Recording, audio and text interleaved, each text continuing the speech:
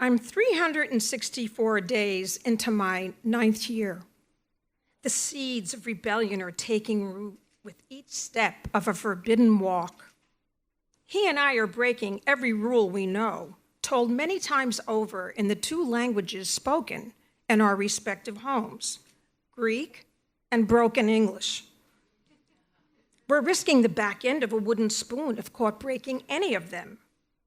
On this day, we are not among the permissible cluster of kids from our block that allows us passage to the corner candy store. It's just the 2 of us. It's the way of the time. We who inhabit our short city block live with common understanding that we're all related, cousins in one way or another. It's our very own concrete refuge from the world outside its perimeter under the watchful eye of our hardworking parents and family members. They are all connected by blood or affinity, often weary from work in Greek family restaurants, relying on elders, worn out from their years of labor, to stay home and monitor what we're up to on the street outside of our small apartments. It's a sprawling block where a cup of sugar is passed from one window to the next. The only thank you necessary is a piece of freshly made baklava. It's a street where clotheslines are strung from one building to the other, waving the colors of dresses, work pants, underwear, socks. It's a block where the crack of our stickball bats punctuate the early evening, followed by shouts of, "You're safe," or "You're out." Sometimes it's jump ropes slapping the ground, or the pop of a bright pink Spalding bouncing off the stoop. Maybe a good flat stone hitting squares on a hopscotch board chalked onto the blacktop.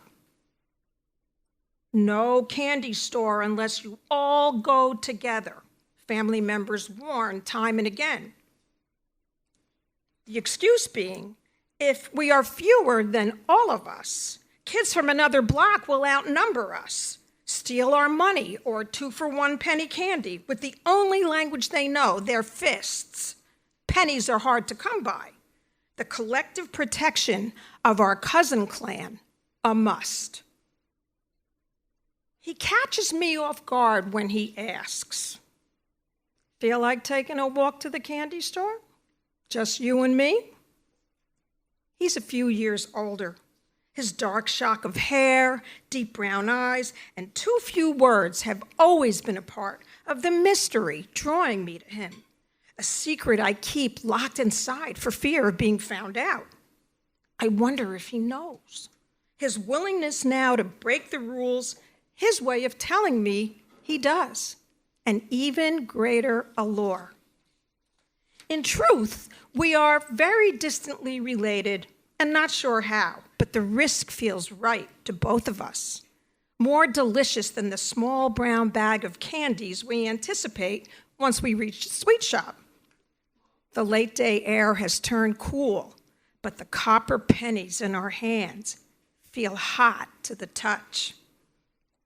On this walk, I begin to understand that the requirement of walking to the corner in a crowd might be more than just about keeping our coins and candy safe.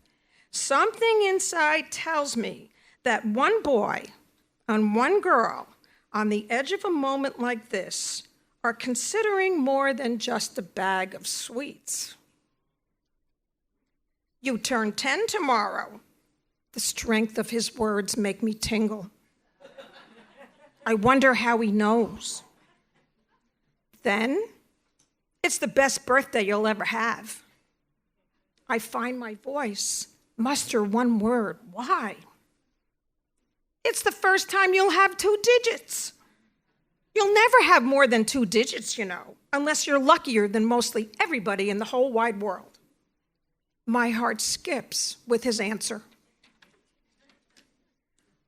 We make it to the corner shop unnoticed, fill our bags with Tootsie Rolls, Mary Janes, smooth squares of chewy caramel. Walking home, they never tasted so good. We never never do get caught taking that forbidden walk alone to the candy store. But we are caught by some other unnameable thing.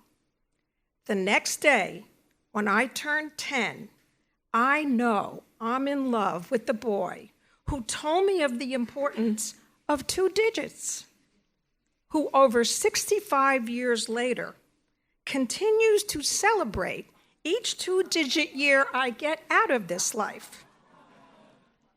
We may never make 3 digits, but we are luckier than mostly everybody in the whole wide world, still walking together after all these years.